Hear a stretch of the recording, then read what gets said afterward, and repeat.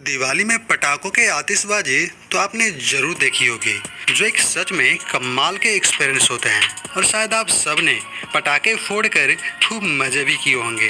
पर क्या आपको पता है कि ये फैक्ट्री में कैसे बनते हैं? अगर नहीं तो ये वीडियो आपके लिए है, जिसमें हम आपको बताएंगे बच्चों के पसंदीदा फुलझड़ी से लेकर धमाकेदार सुतली बम तक कि आखिर ये फैक्ट्री में कैसे बनते हैं। ये वीडियो काफ़ी इंटरेस्टिंग और आपका बहुत सारा नॉलेज बढ़ाने वाली है। तो इस वीडियो को कर दे लाइक और चलते हैं हम फैक्ट्री की ओर। उससे पहले एडवेंचर हिंदी चैनल को सब्सक्राइब करके बेल आइकन को दबाना ना भूलें। फुलझड़ी मेकिंग प्रोसेस। दोस्तों, फुलझड़ी सबसे आम पटाखों में से एक है। इसे बच्चों से लेकर बड़ों तक हर कोई पसंद करते हैं और खास करके छोटे बच्चों को तो कुछ ज़्यादा ही पसंद होते हैं, क्योंकि इसे जलाने में काफ़ी आसान और कोई खतरा नहीं होती। तो चलिए जानते हैं आखिर ये फैक्ट्री में कैसे बनती है। सबसे पहले एक बड़ी लकड़ी में तांबे के तारों को घुसाया जाता है। इसके लिए वो तारों को एक लकड़ी के बने सांचे में डालते हैं और फिर दूसरे लकड़ी से उसे पैक किया जाता है, जो कुछ इस तरह दिखते हैं। अब इन तारों को एक खास तरह के पेस्ट में डुबाया जाता है, जिसे आप स्पार्कलर मटेरियल या बारूद कह सकते हैं। इसी पेस्ट के कारण फुलझड़ी इतने अच्छे से जलते हैं और अपना कमाल दिखाती है। अब इस लिक्विड में डुबाकर निकालने के बाद जब ये लिक्विड सूख जाते हैं तब फिर से इसे लिक्विड में डुबाया जाता है ताकि ये और मोटा हो सके। अब अच्छे से मोटा होने के बाद इसके ऊपर मैग्नीशियम का पाउडर डाला जाता है।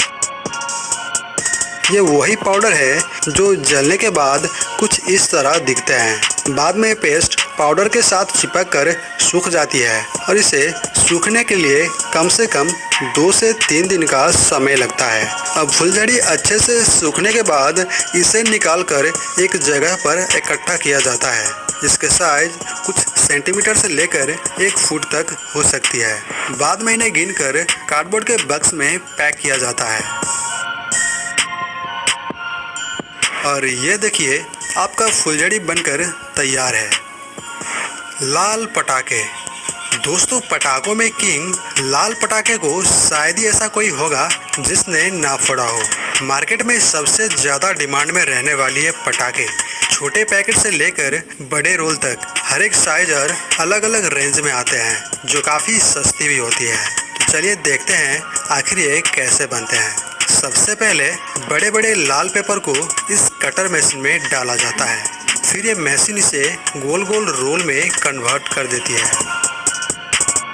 अब इस रोल को पैक करके रख दिया जाता है। अब इस रोल को एक प्लेटफॉर्म पर अलाइन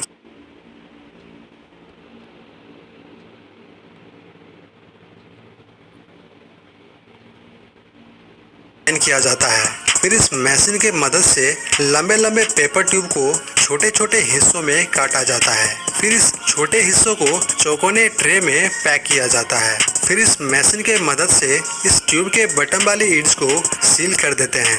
उसके बाद ये कर्मचारी इन ट्यूब्स को एक राउंड स्ट्रिप में भर के हेक्सागोनल शेप में उतार लेती है। फिर इन स्ट्रिप को फिलिंग मशीन में डाला जाता है, जहां इनमें क्रैकिंग मटेरियल और फ्यूज डाला जाता है। इसके बाद इन्हें कन्वेयर बेल्ट के जरिए मशीन में भेजा जाता है, जहां इनमें लगे फ्यूज को अच्छे से फिक्स किया जाता है।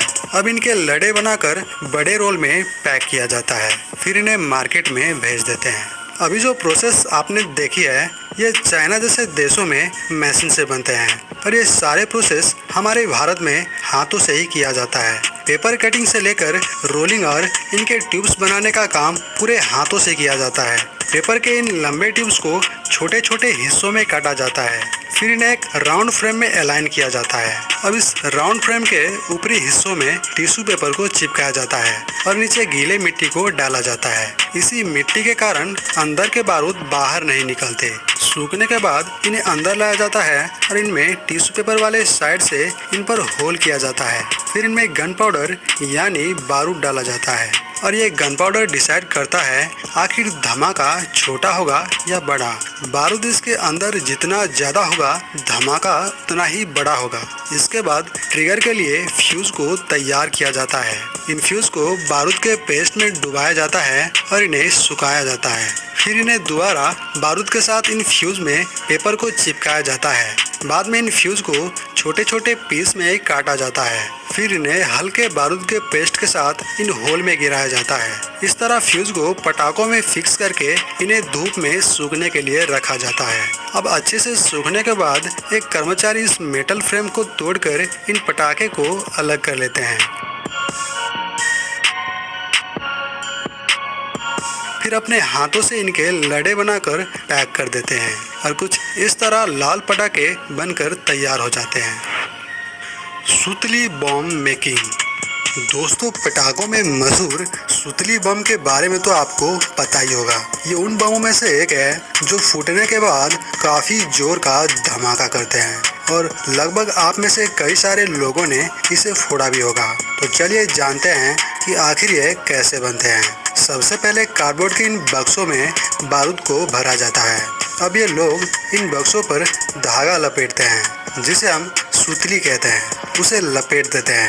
जब अंदर के बारूद जलकर बाहर निकलने की कोशिश करते हैं तब यही सुतली अंदर के तरफ प्रेशर क्रिएट करता है और उससे काफी जोर का धमाका होता है और शायद इसी खूबी के वजह से इसका नाम सुतली बम पड़ा होगा। इस तरह सुतली बांधने के बाद सूखने के लिए धूप में रखा जाता है, जिसके बाद इन पर हरा रंग डाला जाता है और इन्हें अच्छे से मिक्स किया जाता है। ये कलर कुछ ही घंटों में सूख जाता है। अब इस बम को वापस अंदर लाया जाता है और एक सुई के मदद से इनमें होल किया जाता है। अब इस होल में ट्रिगर यानी फ्यूज को अंदर गिराया जाता है। फ्यूज को अच्छे से फिट करने के बाद सुतली बम पूरी तरह से तैयार हो जाती है। अब इस पर लेबल लगाया जाता है, जिसके बाद इसे गिनती करके इन डब्बों में पैक किया जाता है। फिर इन्हें मार्केट में बिकने के लिए भेज दिया जाता है। इस तरह आपके सुतली बम फटने के लिए तैयार किया जाता है। Rocket making process. दोस्तों, शादी हो या फंक्शन, पटाखों में अगर रॉकेट ना हो तो फिर मज़ा ही नहीं आता, क्योंकि इन्हें फोड़ने में जो मज़ा है वो सबसे कमाल का है। तो चलिए जानते हैं कि रॉकेट आखिर कैसे बनते हैं। सबसे पहले कार्डबोर्ड के बड़े बड़े शीट को गोल गोल ढक्कन के शेप में काटा जाता है। उसके बाद पतली सी कार्डबोर्ड को रोल किया जाता है और उनकी ट्यूब्स बनाया जाता है। अब ट्यूब तैयार होने के बाद फिर उन्हें एक प्लेटफॉर्म